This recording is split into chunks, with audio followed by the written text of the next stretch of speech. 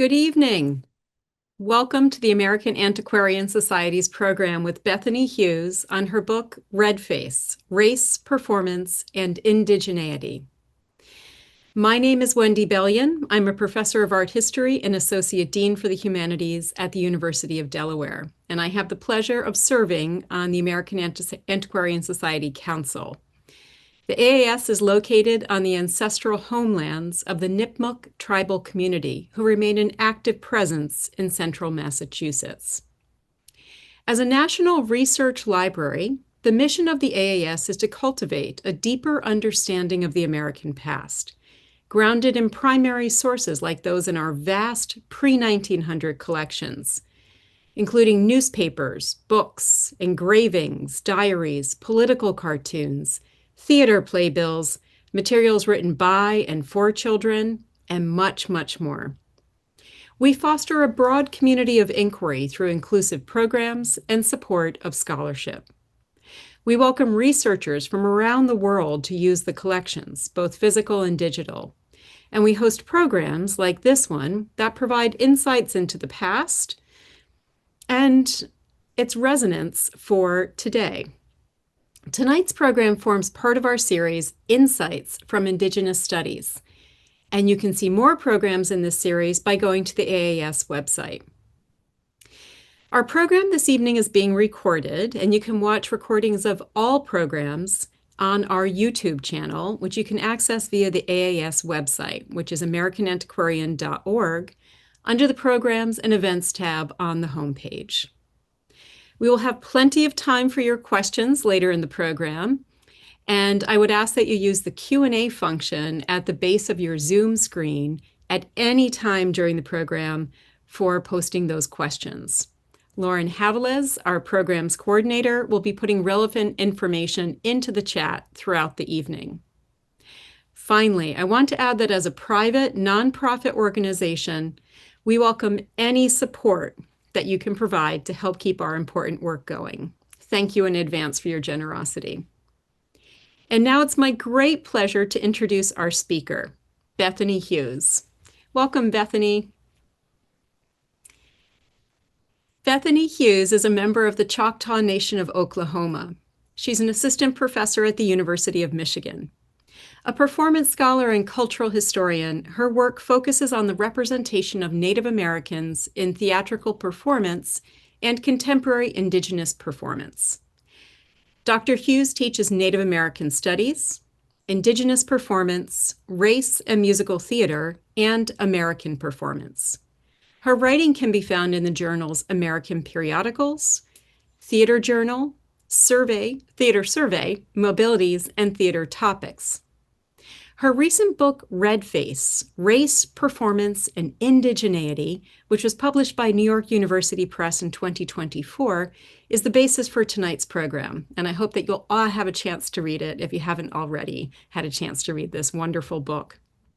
This study brilliantly articulates the aesthetic, racial, and political implications of the Indian in live theater.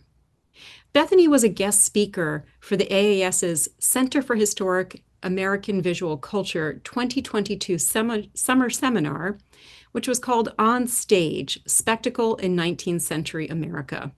I had the great pleasure of working with her during that program, and we are delighted to welcome you back to AAS, Bethany. So, Bethany, feel free to take it away. Thank you so much. Thank you, Wendy, for that introduction, and to the American Antiquarian Society for inviting me back to speak about this finished project, which was in process when I was speaking there a few years ago. I am going to share my screen and get going here. It's going to be ugly for just a minute, but I will fix it shortly. There we go. So my book, Redface, Race, Performance, and Indigeneity, came from dissertation research into Native American representation and the history of Native American theater in the United States. And these are sometimes viewed as separate processes, but I hope by the end of this talk, you'll see how they're actually intertwined in ways that might be a little bit unexpected. The majority of this book is about commercial popular American theatrical entertainment, the kind of thing you would buy a ticket to and sit. So it's not expansive of all performing arts forms across the 19th and 20th centuries, and it focuses in on theater. I was drawn to what was the most popular, the most accessible, and the most sort of widely spread or widely accessible. Like if people were going to go see a show that had Native American characters in them, what show were they seeing? And where were they seeing it? How were they encountering that? And so I was drawn to these like incredibly popular, very influential representations of Native Americans. So I start the book with a really brief overview of the history of Native American representation in Western European and American theater. The earliest costumes, drawings, if you look at the picture on the left side, the white and the blue, this is drawing from, it's a costume rendering from a 1613 English masque. This is a torchbearer for a Virginian prince, which means I'm going to use the word Indian a lot in this performance, in this presentation. And what I mean is a generic, homogenous, and often stereotyped identity and people group articulated through the imaginations, the desires, and the understandings of primarily Western European thought. If you've read Robert Burkhalter's The White Man's Indian, it's sort of in line with that. So when I say Indian, I mean that very specifically. I will use the term Native American or Indigenous for people who are native to or originating in North America. But this costume rendering is an Indian. This is a Virginia Indian torchbearer for a chief, basically. So there is development over a few centuries about the way Indians look on stage. You can also see this 1766 a costume rendering from a French opera with ballet. This is the Sauvage character. You'll see that they're actually kind of different from how they're depicting these characters. But we know that the foundational practices, the theatrical vocabulary of the Indian on stage begins in Western European constructions and identifications of the Indian.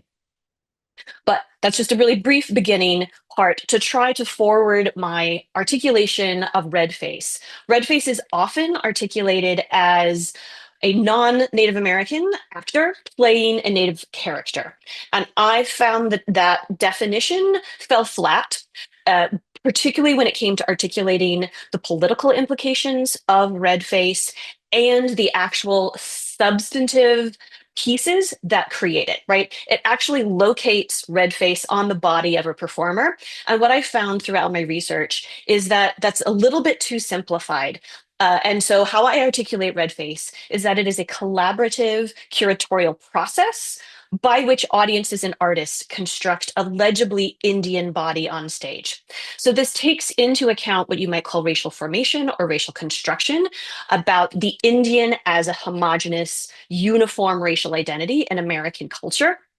But it also thinks about not just the markers of this, the visual markers of a racial identity, but the process by which visual markers get connected to this abstract idea of the Indian. And the process takes more than one person. It's not just an actor, it's not just a costume designer. It also relies upon an audience that can read or decipher a performance so that they can correctly identify or accurately identify a character as an Indian.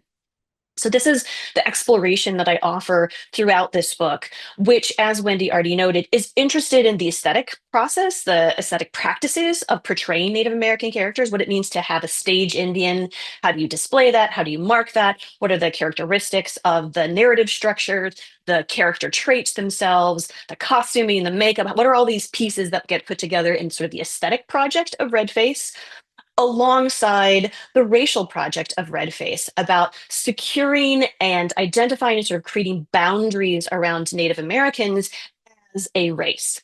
And the political aspect of this is what the implications of creating a racialized figure on stage and bodies identified with this abstract idea of a racially homogenous population we can call the Indian. The political consequences of that for Native Americans and Native American nations are extreme. Because Native American nations are nations, they have sovereign rights and authority. And if you spend all of your time focusing on a racial identity, what you are disclosing, what you're foreclosing, or excluding is the political and national identity of Indigenous people. And so this is how I am thinking about the aesthetic, the political, and the racial all happening at the same time when you buy a ticket and you sit down and you watch someone like Edwin Forrest, who is the actor in the bottom two images. The one on the left is a portrait painted early in his career by Agate. I think that's how you say his last name. Frederick Styles Agate. And this is him in costume, is one of his most famous roles, the Chief Metamora from the play called Metamora, which is an 1829 play by John Augustus Stone. In the image at the bottom right is Edwin Forrest late in his career in costume as Metamora, as part of a series that Matthew Brady did, the photographer Matthew Brady did, of Edwin Forrest in the costumes of some of his most famous characters. He was known for playing tragic, heroic, very loud characters is one of the things that he was known for. He was jokingly or parodied in his role of Metamora as Meta-roarer because he was so loud. So I look at these sort of formative moments in the development of American theater culture and theater practices and representational practice in the early parts of the 19th century, focusing on how these visual markers get attached to these ideas about Indians and how those ideas are interpreted and then circulated. They're modified, they're expanded upon, things get added, things get subtracted, but the thing that stays the same is this commitment to understanding the Indian as a singular race, and for that race to be identifiable through visual markers that can connect this abstract idea of the Indian with particular people, right, and how they look. So the first chapter of the book looks at the development and the different aspects of Redface and the stage Indian, as I call it. Like, what does it? How do you make a stage Indian? How do you recognize a stage Indian? From there, I spend some time thinking about the gendered aspects of Redface. The other picture on this is a picture of Pocahontas, which is not the Pocahontas that is most widely circulated in 21st century America. The one that at least I encounter most often is the Disney cartoon Pocahontas. This is a Pocahontas image from an 1808 operatic melodrama about Pocahontas, which draws on Western European and early American conceptions of Indianness to articulate this actually very fun five romantic couple, very silly and frothy story with music.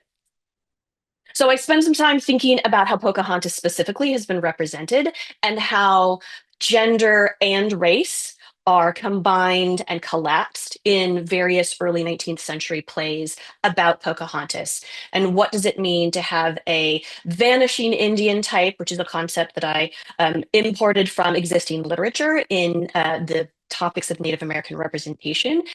So the vanishing Indian is the Indian that is perhaps noble, like Metamora the chief, but doomed to die, doomed to extinction, doomed to removal by a sort of sheer force of the superiority of Western European and Anglo-American settlement, colonial advancement, and civilizational superiority, right?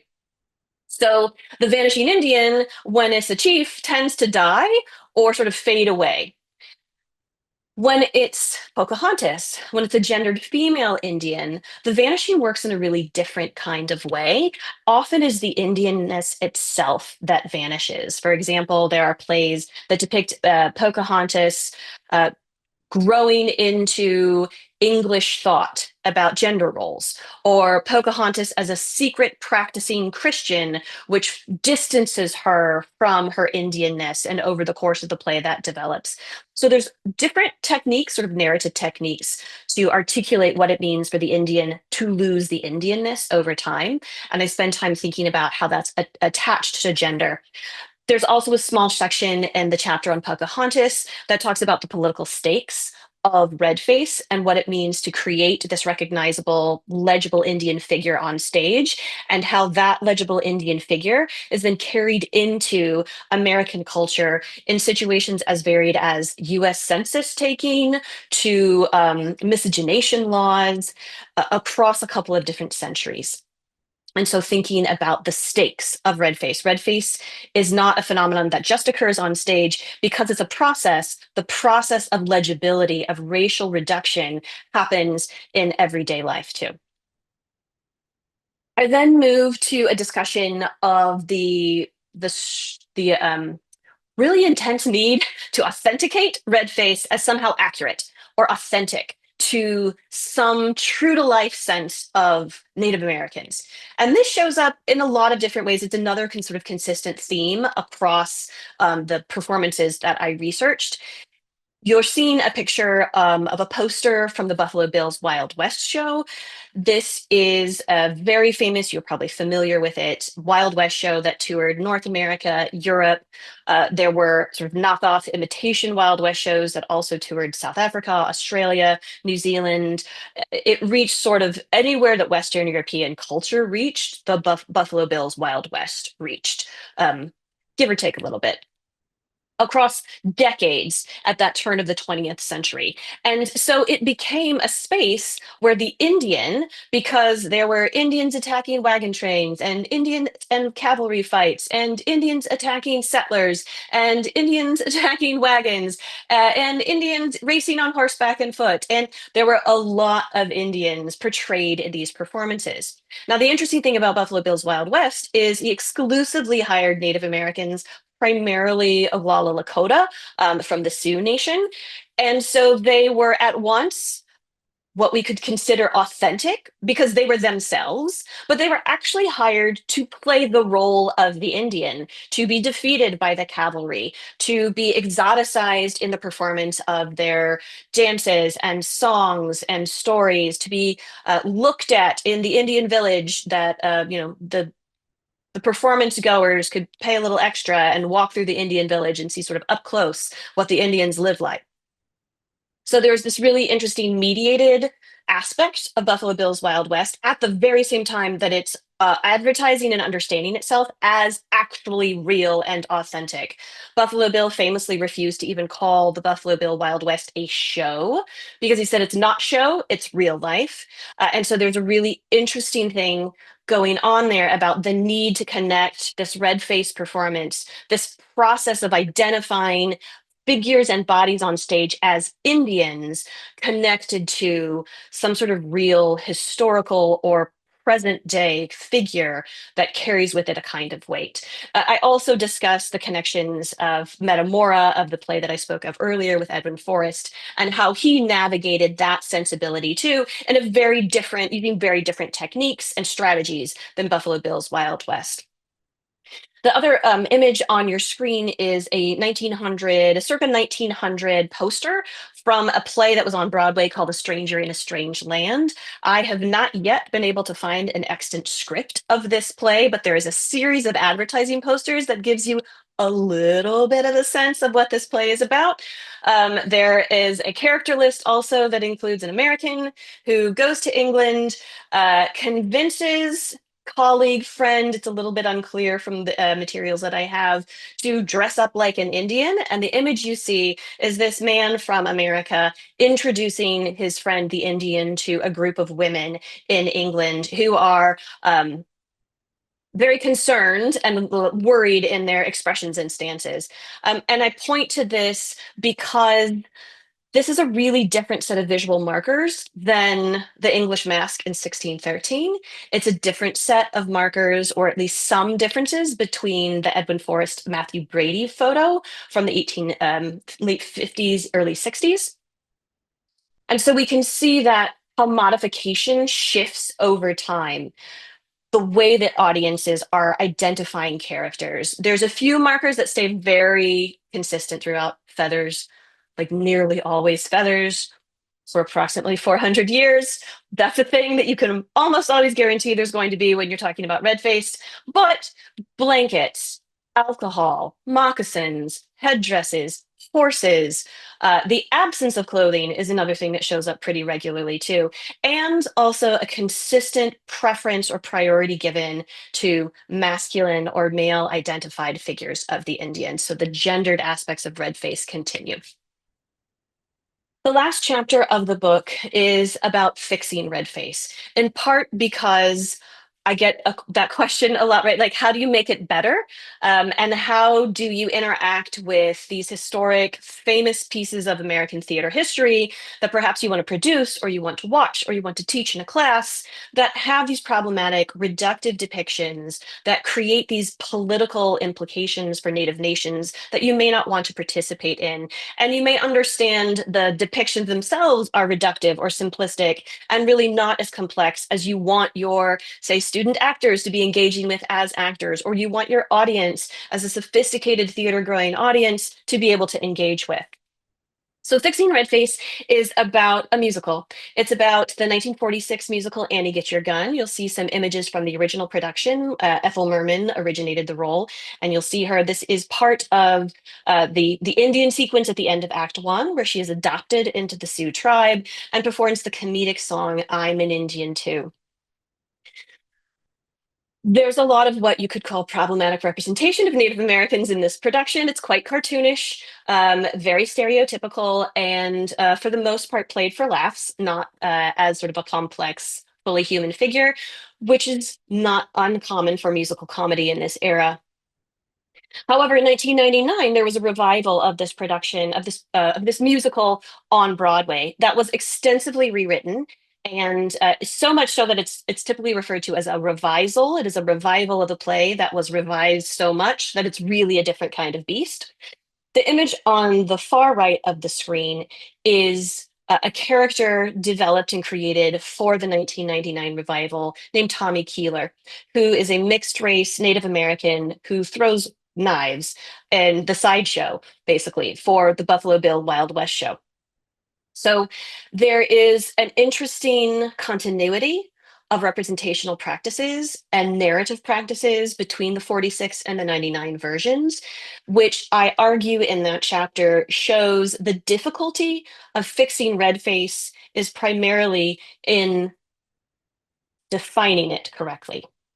If you only think we need better costumes, we need more accurate makeup, we need to hire Native American actors, but you still think that the Indian is a solitary, uniform, homogenous race and not a incredibly diverse collection of nations and people groups and languages and cultures and societies and religious practices spanning the continent, then you are sort of destined to replicate the problematic and the harmful practices of Redface if you don't properly sort of define or diagnose the problem. And so this chapter is about how hard it is to actually diagnose the problem and be able to address the heart of the issue and not just the surface of the issue.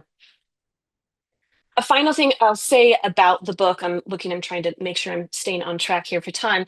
A final thing I'll say is that there's an additional essay in the book called Hinoshi'ima, which is Choctaw for another path or another trail or another way. You know, it's another place that you're going to walk through.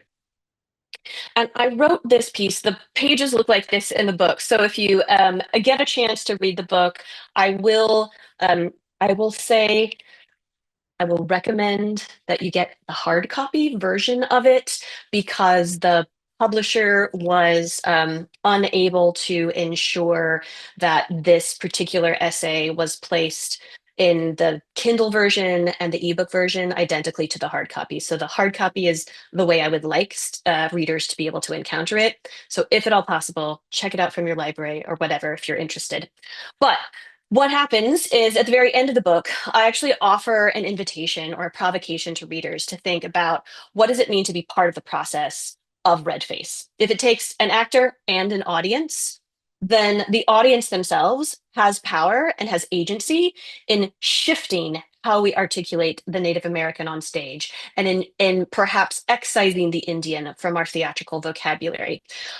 It is a challenging process, but not one we don't have like we are not without the skills for that. So Hinoshi Ila is a brief essay about the way that Indigenous theater and performing artists and Indigenous peoples have utilized theater and performance for centuries to express their own stories, their own culture, to advocate for their own well-being, for the well-being of their nations and their neighbors, for a space to call out and to name what we would now call racism or settler colonialism. And so Hinoshi Ila offers this sort of different pathway to identifying and engaging with Indigenous communities. And because it's a reading practice, just like identifying a legibly Indian character on stage is a reading practice or a deciphering practice, I wanted to give people an opportunity as a rehearsal, as like a theater person. I want you to do the thing that I'm trying to articulate and explain to you in the book. And so Hinoshi Ila is sprinkled about the book, and there's a few pages here, and then there's a few pages there, and then there's a few pages another page, and you as a reader have to decide whether and how you are going to expend your labor intellectually and materially and physically to try to follow this different path, and what it might mean to turn your reading skills and your intellectual skills in a different direction that might feel a little uncomfortable, but ultimately might offer you a much more sophisticated, much more complicated, much more nuanced understanding of the world around you and your neighbors and your fellow citizens, and perhaps your relations and your family members and your kin. So this is the book Redface. It's about theater history. It's about contemporary iterations and resonances of theatrical practices originating hundreds of years ago. It's about the political stakes of Redface and the stage Indian for Native Americans in the 21st century. And it's about what it means to be part of the process as not perhaps an artist, but as an audience, and how the audience members can select their own way and their own path into interacting with and understanding Native Americans on stage. Bethany, thank you so much. That was fantastic. I loved seeing the color versions of so many of the images that appear in your book. And as much as I enjoyed reading your book, I think I enjoy listening to you talk about it even more. So thank you. It's really wonderful to Thank hear you. you elaborate on so many of the fascinating ideas and images and arguments that you introduce within the book. And I actually want to pick up where you left off, your mention of the final essay in the book, Hinushi Inla. So I actually read it first, and in part because I was flipping through the pages and I was so intrigued by its appearance and placement through the book. It really caught my attention as a reader. So reading it first, however accidentally, I found that it really shaped my experience of everything Mm. that I returned to them when I went back to the beginning and read in your introduction that you were inviting people to sort of engage with that essay in whatever way they wanted to. And I know I have a question about that that I'll get to in just a few minutes, but for everyone here, I wanted just to mention that at this point, we're going to segue into the conversational part of this program, which we have a little over half an hour for. And I want to remind anyone who would like to pose a question to go ahead and use that Q&A prompt that you see at the base of your Zoom screen. And while folks are gathering their thoughts and questions, I'll just kick off our conversation with a few questions of my own, if you don't mind, Bethany. Sure thing. So, I think one thing that brings us to becoming scholars, and that includes probably many of the people who are attending this tonight, is the excitement of research, right? The discoveries within the archive.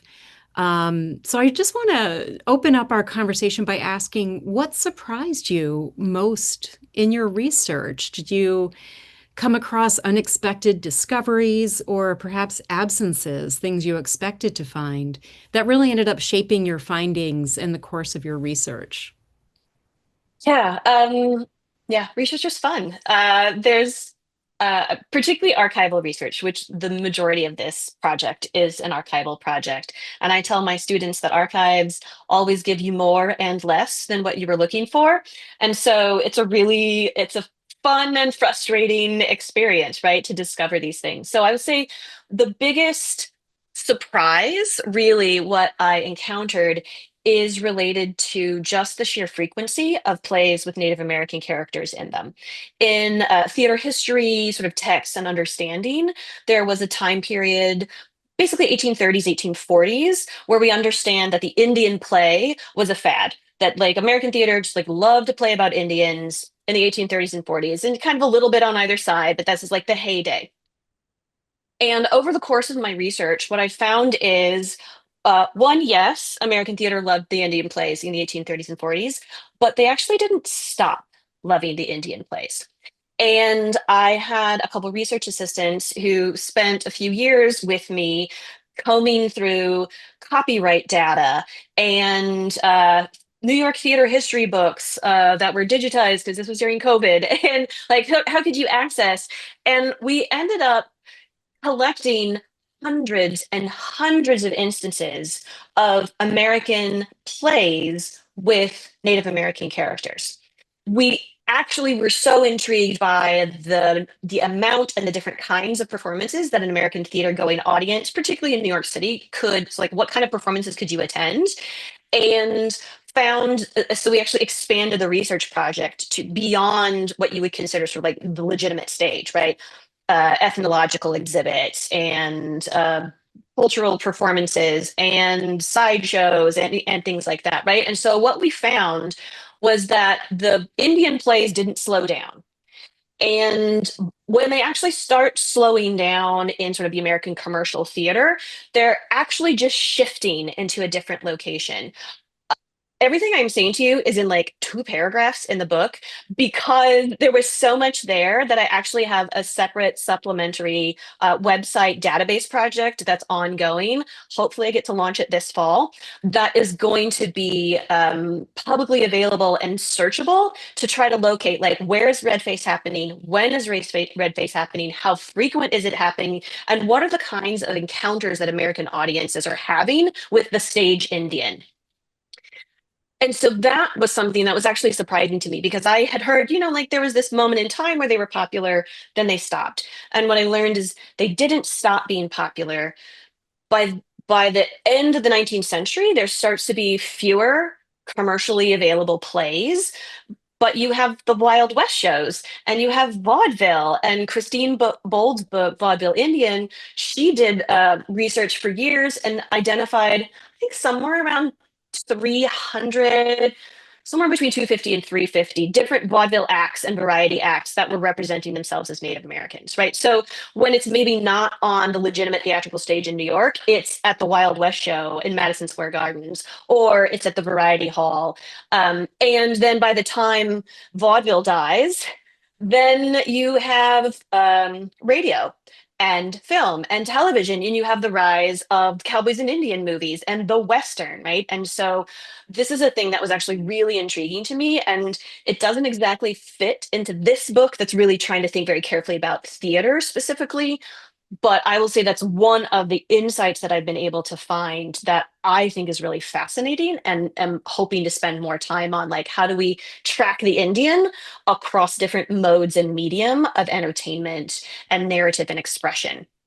And this is like not even talking about the way that opera articulates Indianness, particularly in the early 20th century, nor the way modern dance does in the early to mid 20th century, nor the way that visual culture does, right? Like it's really everywhere in a way that I kind of knew, but I didn't have like the hard data for. So that's one thing. Another really fun thing that I encountered, which didn't make it into the book, was actually something I found when I was at the American Antiquarian Society in the children's collection there, because it was a souvenir children's book from the Buffalo Bill Wild West show. And so it's, brightly illustrated with this, verse about the Wild West show and the different sort of acts that are happening. And so I was really intrigued by the ephemera, but the long lasting materiality of these performance practices and these representational practices, and the way that images of the Wild West show and the Wild West show Indian just stick around. And some of it because it's in our imagination, and some of it is because there's like literally a clock or a cup or a book that exists beyond the lifespan of these theatrical performances. And one of the things I just so appreciated about your book, Bethany, was the way that you take us from the early 19th century, the antebellum period, and then mid 19th century, really right through the present. And you allow us to see that extraordinary trajectory of how things change over time, but also how they remain the same. And one of the things that I wonder if you want to say a little bit more about for the chapter that focuses, I think it's really your first chapter, focusing on the creation of the stage Indian. Um, and your wonderful points about how that happens in collaboration between actors and audiences. One of the points that you make, and I don't think you mentioned it in your presentation, so I just want to call it out for all the theater historians here, is your attention to technological change, first of all, sort of changes that are happening with the railroad or the sewing machine. I loved this point that affect theatrical productions at this moment, but also changes that are happening in the form and operations of theater itself. So, forms such as melodrama and how it might exacerbate the creation of the stage Indian. And I wonder if you would like to talk about either of those points, technological change and change within the Yeah, theater. yeah. I mean, I think that first chapter is really thinking about how fertile the ground of American theater is in this early 19th century moment for precisely doing this thing of creating, standardizing, and propagating a particular character type, right? At a moment when melodrama is reliant and it's important to have identifiable character types just because of the narrative structure, like how they work, right? It's not that it's not pejorative on melodrama that it works like that. It's the same way as sitcoms, right? Like there's actually very narrow character types that work together in sitcoms in the way that American culture likes it. So we have these narrative technologies of storytelling and character development alongside a growing and shifting standardization across technologies like the railroad, like the sewing machine, that allows for repetition in a way that 18th century theater just doesn't have access to. And so you have this aesthetic and material production that's based on a theatrical history where an actor plays a certain kind of role for their entire career, right? So, which is a little bit different than we think of, like film actors. I don't know. I'm trying to think, like, I don't know, Kate Hudson tends to play a lot of Kate Hudson characters, right? And it's not exactly like that. It would be more like Kate Hudson plays ingenues and she plays the young ingenue until she retires at the age of 78 or something, right? So that's what the theatrical system is. So it already has character types attached to individual people that follow them over time. We have narrative structures that create really clear boundaries around character identity and the morality of a character, their trajectory over a story. We have these growing technologies of replication and standardization.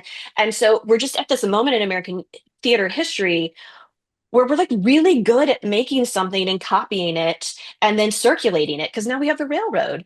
And now you can have Edwin Forrest himself in his costume as Metamora traveling around the country doing his speech, right? It becomes not quite a mass media, but the same kind of sense of you're seeing the real Edwin Forrest play the real Metamora.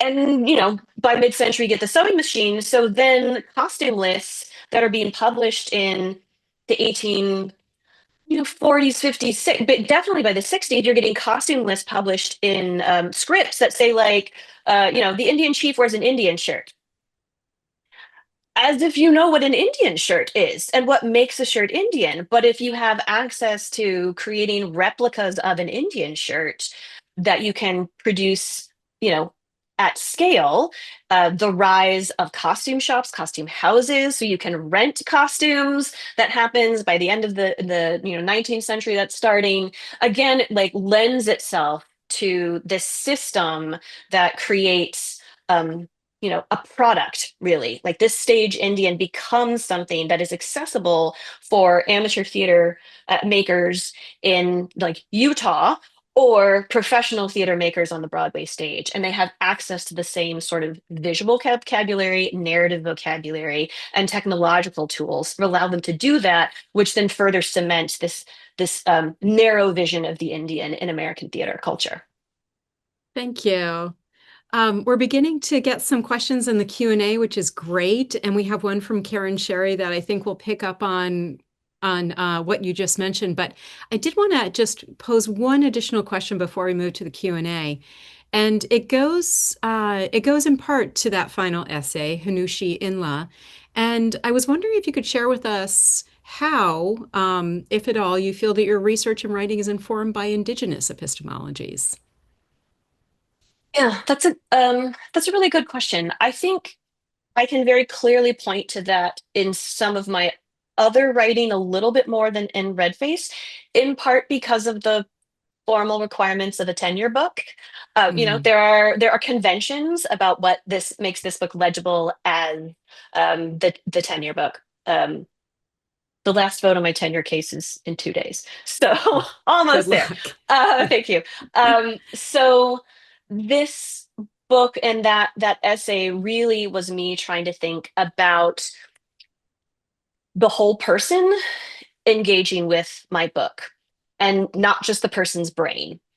And you could mark that as an Indigenous way of being and knowing in the world about the holistic nature of relationship and the holistic nature of knowledge, right? Knowledge doesn't just exist on like words on a page. Knowledge exists in a relationship. It exists in a body. It exists in a space. It exists, right? All of these different ways you might access it.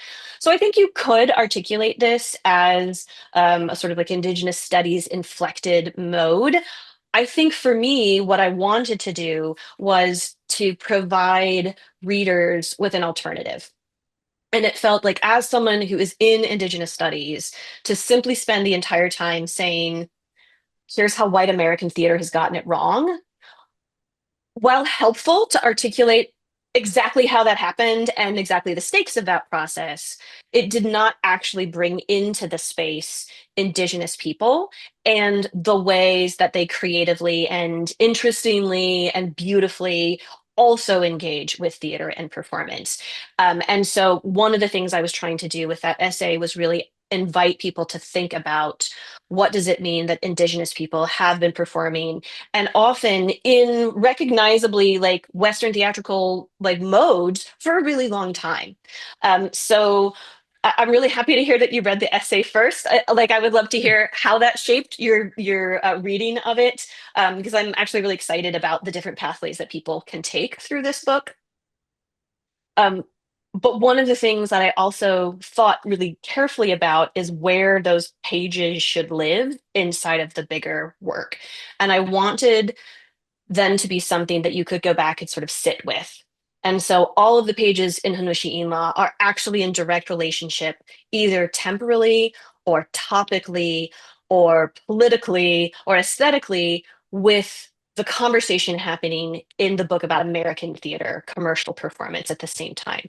And so, again, I don't know that I would say necessarily it's an Indigenous epistemological move, but I do think it's about creating a physical experience and not even creating it, just building on the fact that it exists. If you pick up a book, you're having a physical experience. If you scroll on a reader, you're having a physical experience. And so instead of trying to like place boundaries between the book and the content and the reader, really trying to clarify and reveal like they're actually all existing in the same place at the same time anyway. So let's use that as a strength and an embodied argument and not just an intellectual one. That's great. And I think when readers do read that essay, they're going to find some really surprising things. I loved reading about Will Rogers, for example, a name that we all know, but I really didn't know that history, and it was fascinating to me. So, okay, we have a lot of questions, so I'm going to try and get through as many of them as we can. And I'm going to begin with Karen Sherry's question. And I'm just going to go ahead and read it for the benefit of folks who might not be able to access it on the Q&A. Karen says, I have not yet read your book, but I imagine that, especially for the earlier plays before photography and mass reproduction technologies, such as print culture, There may not be a great deal of visual representations of Indian stage characters. Are there enough textual descriptions or representations in the scripts, in critical reviews, etc., to get a clear sense of the markers of Indian characters within these earlier decades? Yeah, that's an ongoing challenge in early 19th century and prior. There are a variety of sources that I turn to, exactly the kinds of things you listed, right? There are some descriptions of Indian characters within scripts themselves, right? About, oh, that character, the evil chief, he blah, blah, blah, right? So you get some sense of how these are articulated. I actually relied on costume lists quite a bit. So in the published scripts from these time periods, how the costuming was explained. Um, by the end of the 19th century, there are, some photographs, but there's also still that kind of textual evidence. For example, makeup instructional guides that explain how you apply Indian makeup and what colors are Indian, right? So there is actually quite a bit. I mean, there's enough, right? Not as much as I would want, not as much as I would like to show pretty pictures of all these things, but there is a consistency in the language describing these. And if you use the visual evidence that we do have, things like the drawing of Pocahontas that was on the published version of the Barker and Bray script, the images, there's various images of Metamora, and you can see the shift in the costuming over time. And so you can watch how the Indian changes its look over the decades. Metamora was such a big deal that there's actually a whole lot. There's Currier and Ives in like images, and then those images become commercialized and they end up on a lot of different things, and so you can also see that consistency across time. Amateur theatrical handbooks and instructional guides, lists and advertisements from play production, like publishers, right? That again will like have character lists, descriptions. I found a really fun thing that I talk about in the book about it's advice for an amateur local theater how to costume Indians.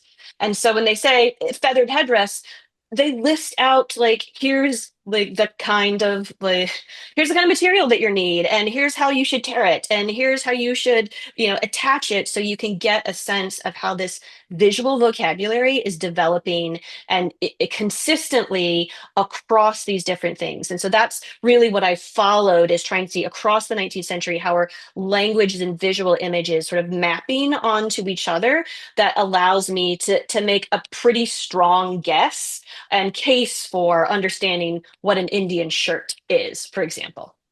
That's great. I'm just going to add to that because you talk about kinetic markers throughout the book as well. And I'm curious to know whether stage directions are included in scripts for how actors should perform kinetic markers. Sometimes it depends on the script. So, for example, the Pocahontas scripts that I looked at, there is always descriptions of activity, particularly the moment where she saves John Smith's life. And I draw attention to that in the book about the similarity across decades of the language and the description of the action itself. There are other ways that I sort of get at it. For example, John Brahms parodies, his burlesques of Pocahontas plays and Metamora particularly, which are decades after their opening and circulating. But what that those parodies allow me to look at is like, you don't make fun of something if your audience doesn't know what you're making fun of. So it both marks a kind of audience familiarity and already legibility of these things, and then they draw attention to themselves, because they have these sort of like tongue-in-cheek, break the fourth wall, aside to the audience, joke about how loud Edwin Forrest is, or joke about how Pocahontas really married John Rolfe, but we're going to pretend she married John Smith because it's a better story. Or, so those kinds of sort of cultural markers that get situated in such a way that you can say, this is recognizable and legible to your audience, and what must be true about that audience's knowledge base in order for them to get these jokes. And so there's also these moments where I sort of like work backwards and sideways into what is it we expect when we're looking at Indians on stage. Great. So picking up on that, we have a question from Ben Bascom who says, "Thank you so much for this compelling presentation of your work. I was wondering if you saw any patterns of regional differences between where the stage Indian circulates. I'm wondering, for instance, how the Intermountain West, such as Utah, differed from the South, Midwest, New England, etc., in making such performances." That's a good question, and one I can't fully answer right now because I'm still in the process. So the database, the Redface database that I'm working on right now is predominantly about New York, Philadelphia, Boston, mostly New York, because those are, it's just like there's the most written about it, there's the most accessible, all of that. And once we get that up and running, really the next step is to look at regional. Like I'm really interested in what do regional theatrical centers have access to and what do they create, right? Like what are they creating in Chicago or in Louisville or in San Francisco that might be shifting around the country in a different way? It's relatively easy. It's not easy, but it's relatively easy to track the other movement, right? For example, that Stranger in a Strange Land, that poster that I showed you, there is evidence that that made it to Utah in 1904. So we know that Broadway plays that depict Indians in these stereotypical stage Indian red face kind of ways are circulating in the Mountain West by 1904, or, in 1904. Exactly. It's a Broadway tour. So there's clearly movement happening. The handbooks for amateur theatricals are also more widely circulated, right? Their ability to travel across regions, right? That a production might not, which is another reason why I sort of rely on handbooks and guidebooks to try to get a sense of what's the possibility for these representational practices in less urban, less resourced areas, and how easy is it to do red face. So that is an ongoing kind of project that shows up in a bunch of different places. But it's a great question because I think the regional specificity and its relationship to American theater culture, particularly once we have significant touring capabilities, is really intriguing to me about what stays the same and what changes and how those influence one another. And Bethany, on a similar note, there's a question from Glenna Goodman that asks about non-US audiences. Uh, Glenda writes, "I am struck by your understanding of red face as something that performers and audiences co-curate or co-create. Do you have evidence or ideas about how non-US audiences, such as those who flocked to the Wild West shows, participated in the creation of red face, and how that was different or similar to red face in the US?" I think, thinking about whether there were performances outside of the United States and how non-US audiences might have also participated or not in the curation of red face. Yeah. That's another question about another project, which is started but many years away. I'm actually really interested in this, right? So my book is in conversation with Philip Deloria's Plain Indian, right, which is about American, primarily masculine expressions and performances of Indianness as a part of working out American national and like identity. And so from there, I said, well, like, how do you know they're an Indian, right? Like, if you're playing Indian in Boston Tea Party, how do you know? What does the audience have to already understand to be able to to identify you are an Indian throwing tea into the harbor, right? And so my book is trying to think through what are the practices and techniques in theatrical production that could help us name and understand how this character, right, gets created that then is utilized in all sorts of different spaces. um, and that happens globally. Right? Like it happens wherever anybody says this is an Indian. And it's not always American performers or artists who are creating these. I'm intrigued by other, particularly Western European um, performance cultures that are doing this. And I just had to bracket it because I'm writing out American theater and I can't write about everything in this book, right? But I am really intrigued with this question, particularly in primarily last 100 40 years of German history. Although the earliest, so people might be familiar with a sort of German fascination with Indians and hobbyist culture.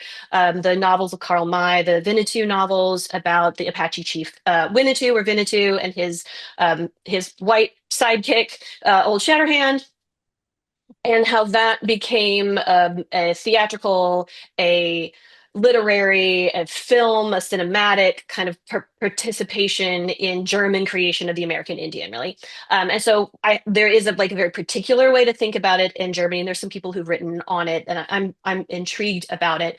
But Karl May didn't invent the sort of the German Indian. The earliest German play that I have found thus far about an Indian is a Pocahontas play, I think from 1713, which like significantly predates Karl May and Winnetou.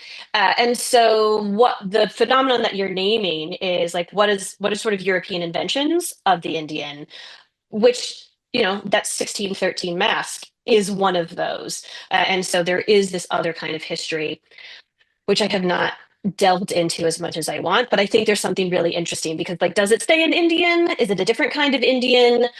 Are the kinds of moves towards authentication, the moves to like historical accuracy that we see and I'm finding in American Redface, do those stay the same in non-American contexts? Or like what are they sort of attaching those ideas to in their theatrical repertoire? So it's a great question. And I think it's one I look forward to answering in the coming years. Yeah, another project maybe. So speaking of Pocahontas, I think we have time for one more question, and this comes from Craig Friend, who says, "Thank you for your interesting thoughts. I'm curious about the gendered aspect of the vanishing Indian. If the gendering resulted in representations of a civilized Indigenous woman increasingly distanced from her Indianness, what about representations of Indigenous men? Do you see erasure? Why a distinction if indeed there was one, a gendered distinction?" Yeah, so there's significant work on the vanishing Indian in American literary history as well as representational history. So there's quite a bit out there. The big example is Last of the Mohicans. That's the one everybody points to about sort of the definition of the vanishing Indian. Is we have these like leather stocking tales where a non-Indian character comes in and learns and befriends, and then the Indians die or they go away or they get watered down in some way, and the real sort of heart and soul of Indianness is perpetuated by a non-Indian, right? And this shows up in Dances with Wolves in the 90s, right? It's the same kind of story. It also shows up in James Cameron's Avatar on a different planetary system, right? It's the same story that we keep telling in America. We just love this story. So the vanishing male Indian and the literature on that really articulates the male as either a martial threat, right? Warfare against the US or America or, European colonists in moments, and vanishes through death, disease, or simple like physical removal. Uh, and that's normally coupled with either what you could call a justification or you could call an explanation of this process that articulates the inferiority of Native American either culture or physical strength or something like that. There's always sort of a reason why they're inferior, and Euro or Anglo-American settlers are superior and sort of like destined to overcome. It's the manifest destiny kind, like this marries with a couple different, big ideas in American history and culture. So by the end of the 19th century, the vanishing Indian is less noble, like Metamora, the chief who vanishes and dies, cursing the white man, but dies and says, Metamora, or the last of the Wampanoag. That's the subtitle, which FYI, there are still Wampanoag. There's plenty of them. They're not, right? Like they didn't vanish. So you've got vanishing by death. Death becomes the one that Wild West shows really lean into and Westerns really lean to, like the physically dead Indian after an altercation. And that is typically understood as connected to the desire for dominion and dominance over Indian land. and the expectation that if the like male leaders of the society are absent, then the land itself is accessible to non-natives and settlers. And it becomes a sort of justification for American presence and dominance in land. And it's okay that it happened that way because the Indians were vanishing. Now, the way that literature on particularly Pocahontas, but Native American women and their visual depiction and their cultural